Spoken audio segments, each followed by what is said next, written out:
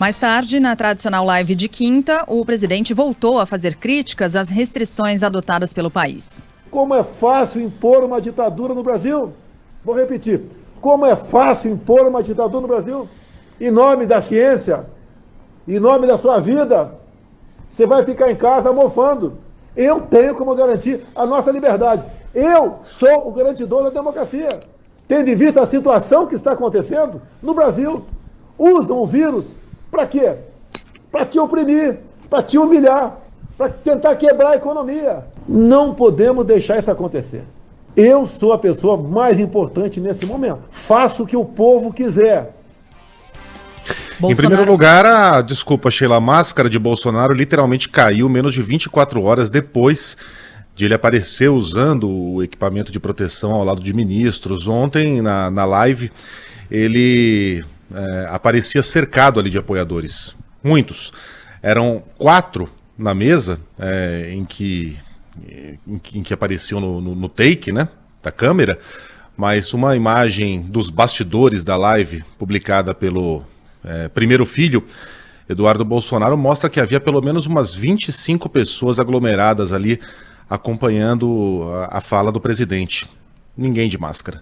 Então durou pouco aquele Bolsonaro apoiador de medidas protetivas. Quanto à fala do presidente, a imposição de medidas restritivas nada tem a ver com estado de sítio. Bolsonaro defender que só ele teria o direito de fazê-lo, segundo a Constituição, demonstra ou uma má-fé, uma mentira, ou um desconhecimento brutal da Constituição de seu próprio país. E quanto a afirmar que manter as pessoas em casa nesse momento representa uma ditadura, a imposição de uma ditadura, a se levar a sério a fala do presidente, a gente vai ter de considerar que a Itália hoje é uma ditadura, a Grã-Bretanha é uma ditadura, a França é uma ditadura, a Austrália, Nova Zelândia, porque todos esses países em algum momento impuseram medidas parecidas, inclusive mais radicais. A Grã-Bretanha chegou a impor um lockdown nacional, coisa que aqui no Brasil não existiu e não existirá sem o apoio do presidente. Então, a se levar a sério essa fala de que estamos virando uma ditadura pela imposição de medidas restritivas e de isolamento, todo o mundo ocidental civilizado tornou-se subitamente uma ditadura. Ele ainda se insistiu, o presidente, citando na mesma live as Forças Armadas. O que está em jogo não é nem o teu prato de comida, é a sua liberdade. Repito, eu faço o que o povo quiser. Digo mais, eu sou o chefe supremo das Forças Armadas. As Forças Armadas acompanham o que está acontecendo. As críticas em cima de generais, não é o momento de fazer isso. Se um general errar, paciência, vai pagar. Se eu errar, eu pago. Se alguém da Câmara dos Deputados errar, pague. Se alguém do Supremo errar, 1 ou 2, que pague.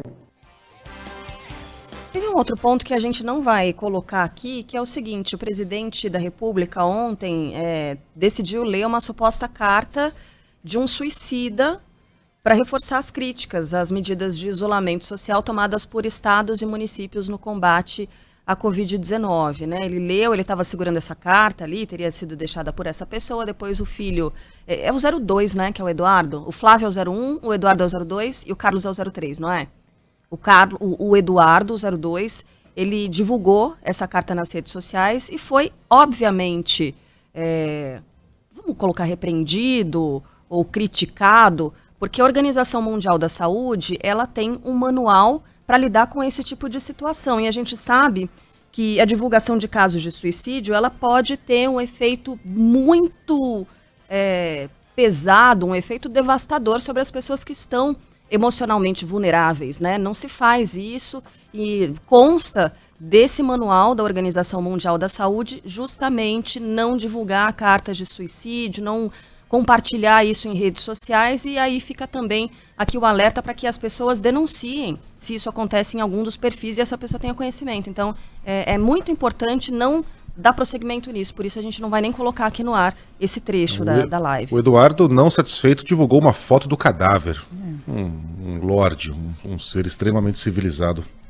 Bem, o presidente Bolsonaro, ontem na mesma live, chegou a interromper o médico Marcos Morales, do Ministério da Ciência e Tecnologia, ao questioná-lo sobre a eficácia de lockdown. Fala a tua opinião sobre lockdown. Não combinei com ele, não sei o que ele vai falar. Fique à vontade. Se não quiser falar, deixa comigo. Não, presidente, eu acho que isso depende da... Falando tecnicamente, isso depende de cada momento e cada situação. Nós estamos 1 ano já em lockdown e o vírus continua aí.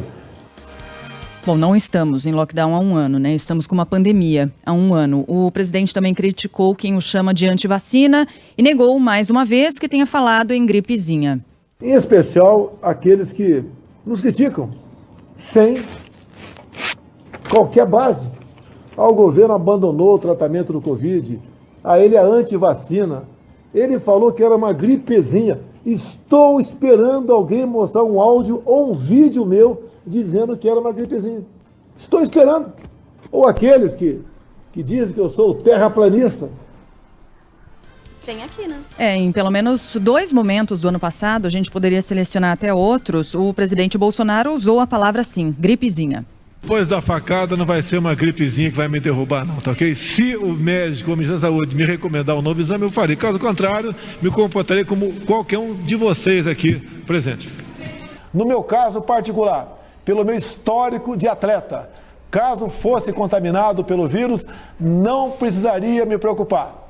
Nada sentiria ou seria, quando muito, acometido de uma gripezinha ou resfriadinho. Nessa última frase aí, o presidente até poderia argumentar que ele estava falando do caso particular dele, porque ele tem um histórico de atleta. No caso dele, ele até fala exatamente isso. No meu caso em particular, essa doença pegaria em mim como uma gripezinha.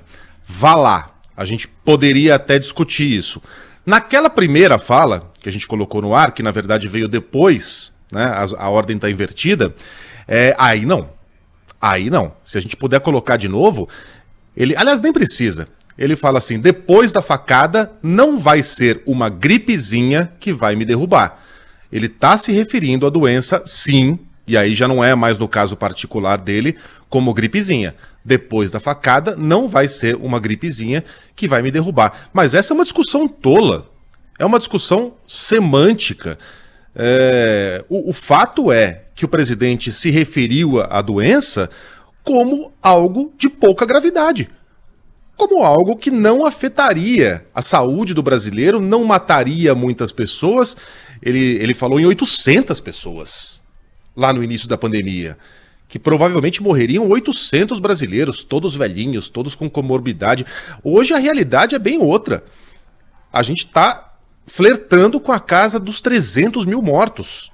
Talvez 400 mil mortos até o Dia das Mães. Mães que estão isoladas, mães que estão ansiando por tomar essa vacina. E Bolsonaro ainda fala e continua insistindo que não errou nenhuma previsão. Bolsonaro não acertou nenhuma previsão. A questão... Falar o quê? Tô esperando a gravação. Estão aí as gravações.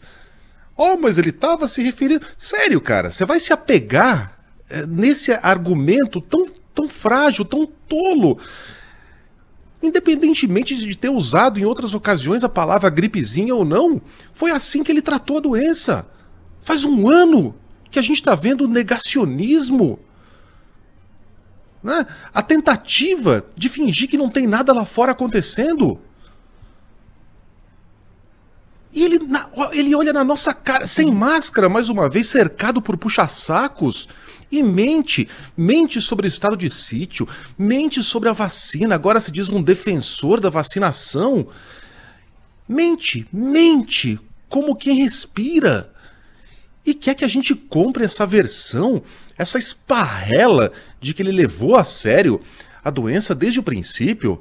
Olha, como eu digo sempre aqui, o direito a ser otário está garantido na Constituição, mas coloque a mão na sua consciência, analise as palavras que estão sendo vendidas a você pelo maior líder da nação.